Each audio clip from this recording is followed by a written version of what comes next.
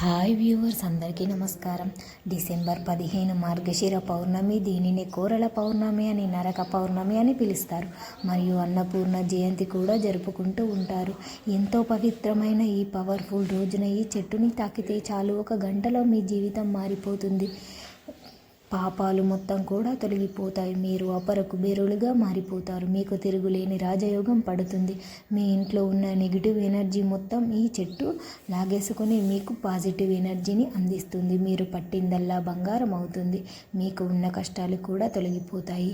మీ జీవితం మారిపోతుంది. మరి ఇంతకీ ఈ కోరల పౌర్ణమి రోజు ఏ చెట్టుని తాకాలి అనే విషయాన్ని ఇప్పుడు మనం ఈ వీడియోలో వివరంగా తెలుసుకుందాము.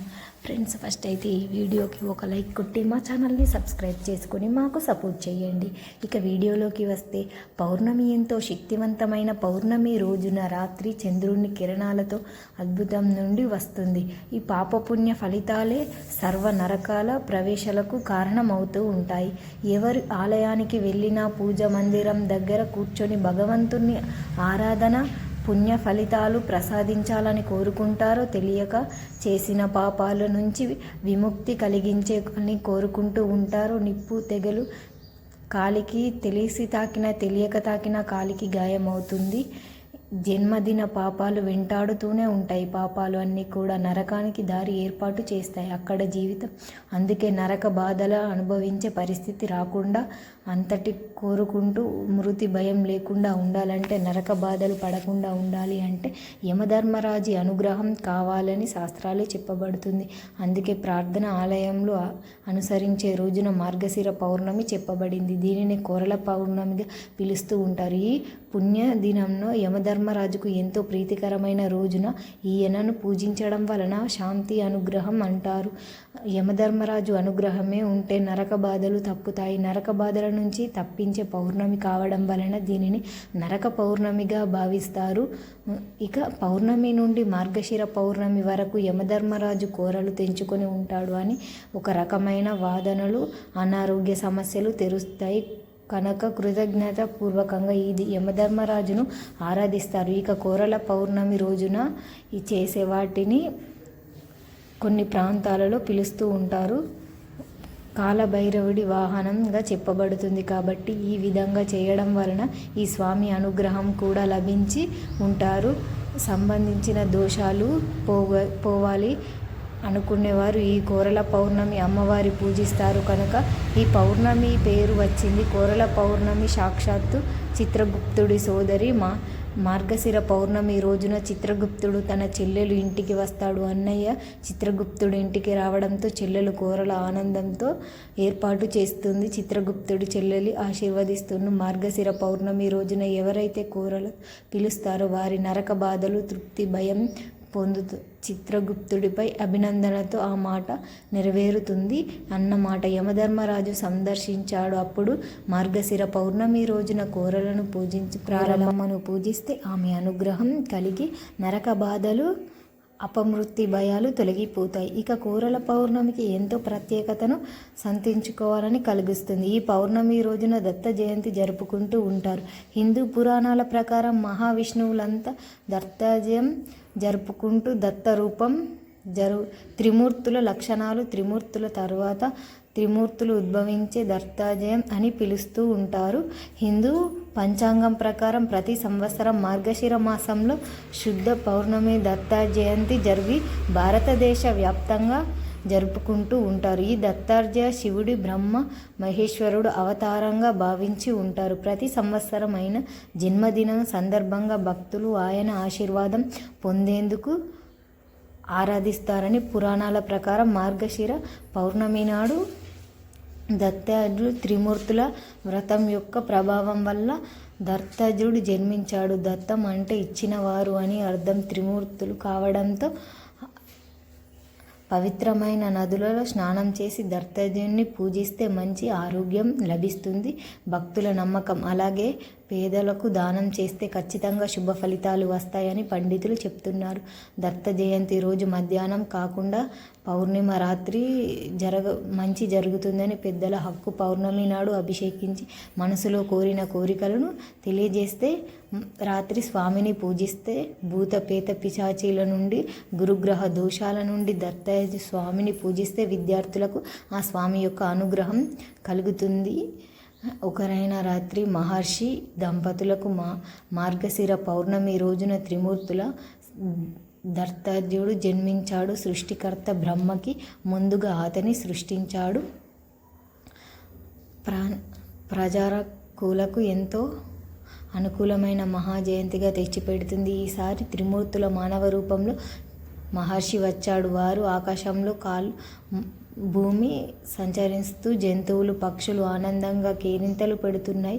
పూలతో నిండిన చెట్లు కొమ్మల వాతావరణం అటు ఇటు ఊగుతూ ఆహ్లాదకరమైన వాతావరణంతో ఆనందంతో కేరింతలు కొడుతున్నారు. త్రిమూర్తులు మనం కోరినంత కాలం ఆశ్రమంలో ఉండాలి అని అనుకుంటారు. ఆశ్రమానికి వచ్చి అతిథి దంపతులు వేసి స్వీకరించమని కోరుతారు. అంతే. ఆతిథ్యం స్వీకరించడానికి త్రిమూర్తులు ఒక షరతు పెడతారు. ఆయన శరీరం పైన ఎటువంటి బట్టలు లేకుండా లగ్నంగా వడ్డించాలి అని పెడతారు. దానికి ఆగ్రహించి తన యంత్రంతో త్రిమూర్తులను తమ చిన్న పిల్లలుగా మార్చేసి ఆశ్రమంలో స్నానం ఇచ్చి ఆకలి తీరుస్తుంది. త్రిమూర్తులు ఆనందంగా గడుపుతూ ఉంటారు. ఆ త్రిమూర్తులు పార్వతి భర్తలు వెతుక్కుంటూ ఆశ్రమానికి వస్తారు. తమ పిల్లలు ఉన్న భర్తను గుర్తించలేక తమ భర్తలు యథారూపంలో రావాలని ఆ దేవిని కోరుతుంటారు. అప్పుడు ఆమె తన మంత్రశక్తితో యథారూపం ఇస్తుంది. అతని దంపతుల శక్తి వారుగా చూసిన పుత్రవాహనం నుంచి త్రిమూర్తులలో ఈ ముగ్గురు పిల్లలుగా జన్మించారు. త్రిమూర్తులు కరుణిస్తారు. త్రిషి నైత్యం నుంచి బ్రహ్మచంద్రుడిగా జన్మించాడు. ఆనందంగా గర్భం శ్రీ మహావిష్ణువు దత్తాత్రేయుడుగా పరమేశ్వరుడు రూపం మహర్షిగా జన్మించారు. మహావిష్ణువు జన్మించాడు. దత్తాత్రేయంలో జన్మించిన మహేశ్వరుడు శక్తి కూడా ప్రవహించి దత్తాత్రేయుడుగా మారుతాడు. చాలా గొప్పగా మాసంలో భక్తి శ్రద్ధలతో లక్ష్మీదేవిని ఆచరిస్తూ ఉంటారు.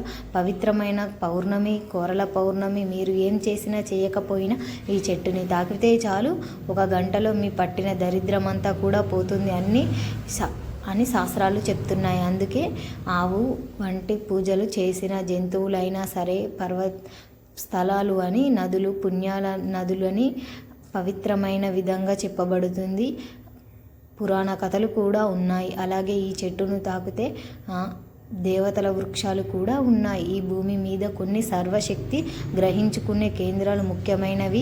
అవి మనకు కాయలు, పండ్లను, పువ్వులను, ఔషధాలను ఇవ్వడంతో పాటు ఎంతగానో మనుగడకు ఉత్పత్తి ఇస్తున్నాయి. ఈ చెట్లను తాకితే మనుషుల మాదిరిగా ఆనందం, బాధ వంటివి ఉన్నాయి అని పేర్కొనబడింది. ఈ విషయం విజ్ఞాన శాస్త్రం రీత్యా కూడా నిరూపితమైంది. భారత ఋతువనంపై కొన్ని వృక్షాలు పవిత్రమైనవిగా పేర్కొన్నారు. దత్తాత్రేయ వారి స్వరూపమైన దత్తాత్రేయ వారి దివ్య ఆశీస్సులు కలగాలి. 1 గంటలో మీ జాతకం మారిపోతుంది.